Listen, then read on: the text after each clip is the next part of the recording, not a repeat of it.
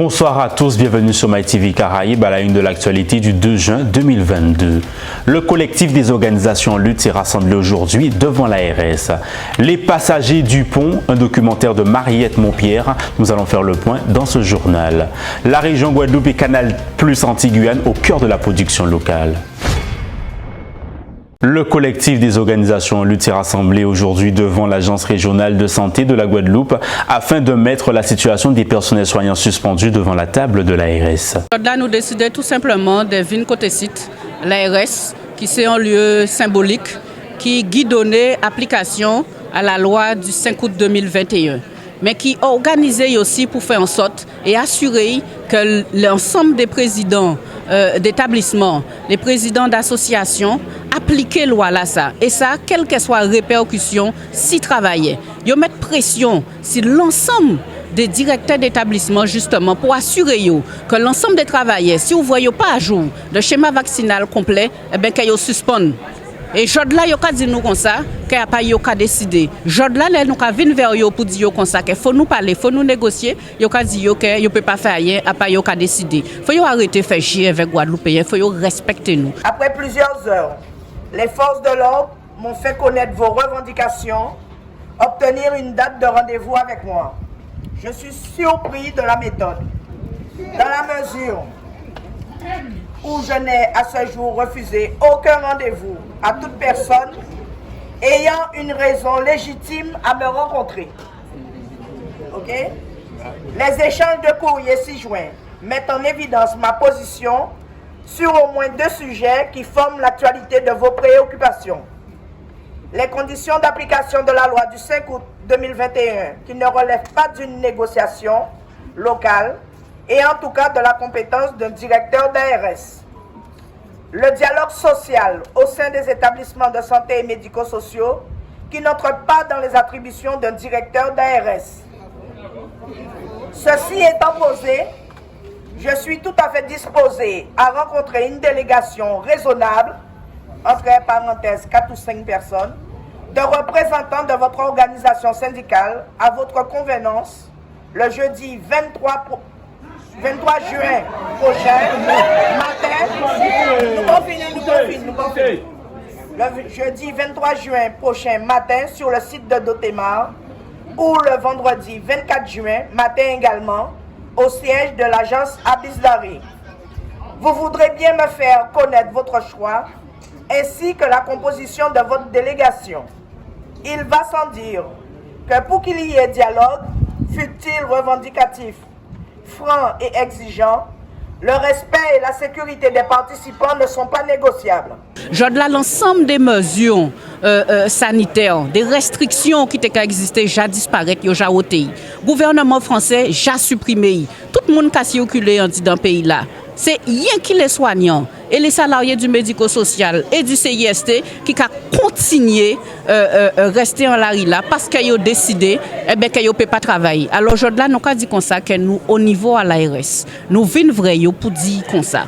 Pour dire directeur à l'ARS qu'on ne peut pas faire autrement que de négocier avec nous, de parler avec nous pour nous sortir dans cette situation-là, d'avoir que nous déjà fait des propositions de sortie de crise, nous déjà fait des propositions, pas au courrier et au parler avec nous dire. Donc là, nous venons directement sur place, justement pour nous négocier. Tant que nous pas ni on joue pour nous négocier, nous pouvons sortir là. Après plusieurs heures d'attente, le collectif des organisations en lutte ont eu gain de cause. Ils auront une réunion avec Laurent Legendard, le directeur général de l'ARS Guadeloupe, demain à 15 h. Écoutons Maïté Hubert Mtomo, le secrétaire général de l'UGTG. Nous avons déjà demandé en premier contrée et le directeur à l'ARS a proposé nous rencontrer le 23 ou le 24 juin. Nous avons bien comprendre que après plus de 9 mois sans salaire, les camarades ne peuvent pas encore. Nous arrivons dans une situation urgence grave, qui pour les travailleurs, mais qui pour le peuple là aussi. Et c'est pour ça que nous disons que ça, le 23 trop loin. Il faut nous contrer très rapidement et il finit par envoyer un courrier pour dire nous que nous pas contrer demain à 3 h. Voilà, donc nous avons rendez-vous demain à 3 h. et la lutte a continué. Les passagers du pont, un documentaire de Mariette Montpierre, une réconciliation entre deux quartiers, celui de Sandy Ward et Marigot, sans oublier le quartier de Terre-Basse. Deux mondes qui se traversent, l'un au lié à les hôtels de luxe et l'autre la population de Sandy Ward. Puis un jour, après le cyclone Irma, a fini par se réconcilier. Un documentaire qui sera disponible prochainement sur MyCanal. Écoutons Mariette Montpierre, la productrice du documentaire. Alors, j'étais très émue lorsqu'en 2017, je me suis retrouvée à Saint-Martin parce que j'avais eu envie d'aider et suite au cyclone.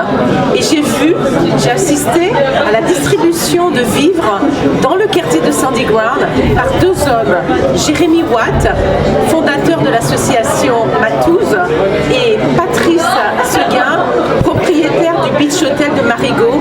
Ce sont deux hommes que tout oppose parce que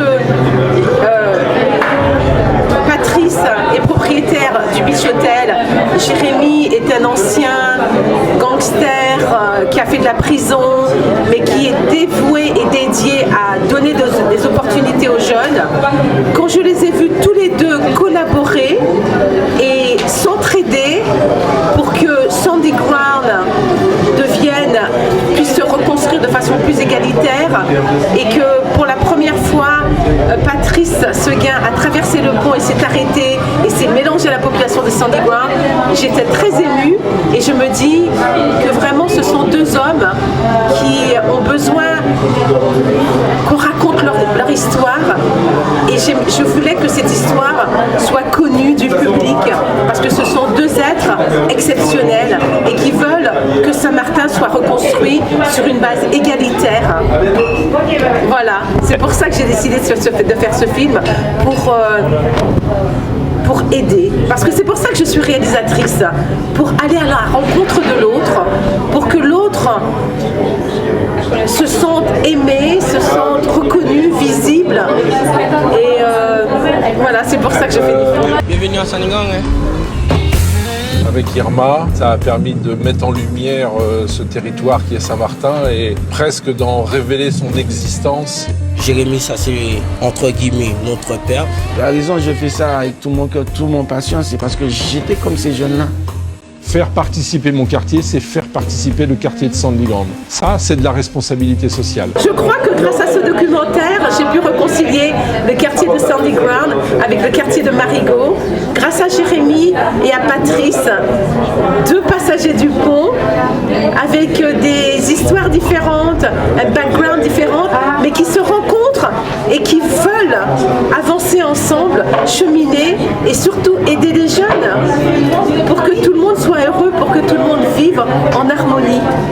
La région Guadeloupe et Canal+ Antilles-Guyane ont aidé à la réalisation de ce documentaire, un accompagnement sur la production locale qui dure depuis quelques années afin de permettre à la population de se reconnaître à la télévision. Une grande majorité de ces productions sont visibles sur la chaîne digitale Canal+ Outre-mer qui est disponible en France métropolitaine et dans les départements d'Outre-mer. Écoutons Benjamin Bell, le directeur général de Canal+ Antilles-Guyane. Pourquoi on souhaite financer des projets aux Antilles-Guyane? Tout simplement parce qu'aujourd'hui, nos abonnés, les téléspectateurs, sont présents aux Antilles-Guyane. Quand quelqu'un vient s'abonner à Canal, il vient pour regarder des films, des blockbusters, ce qu'on appelle, des programmes qui sont vraiment des programmes des hits d'un point de vue cinéma, également des programmes de sport. Et comme le disait quelqu'un justement à l'instant, à la fin de la projection, nos abonnés ont envie de se reconnaître dans les programmes.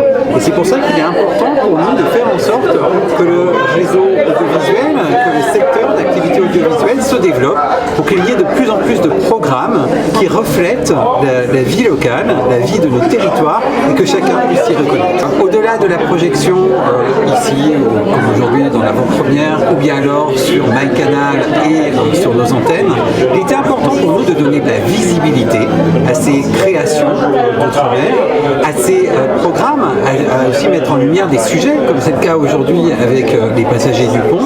Et dans le cadre de Canal+ Outre-mer, c'est une chaîne digitale disponible sur MyCanal, non seulement aux Antilles-Guyane, mais également à La Réunion, dans l'Hexagone et en Nouvelle-Calédonie. Pour nous, c'est vraiment quelque chose d'important de pouvoir donner cette visibilité qui permet à la fois de mettre en lumière des sujets, mais également des acteurs, des réalisateurs, des producteurs qui interviennent sur ces programmes. Voilà pour l'actualité du jour. Je vous rappelle l'une des informations principales. Le collectif des organisations Lutte s'est rassemblé aujourd'hui devant l'ARS. C'est la fin de votre édition. Merci de nous avoir suivis sur MyTV Caraïbes.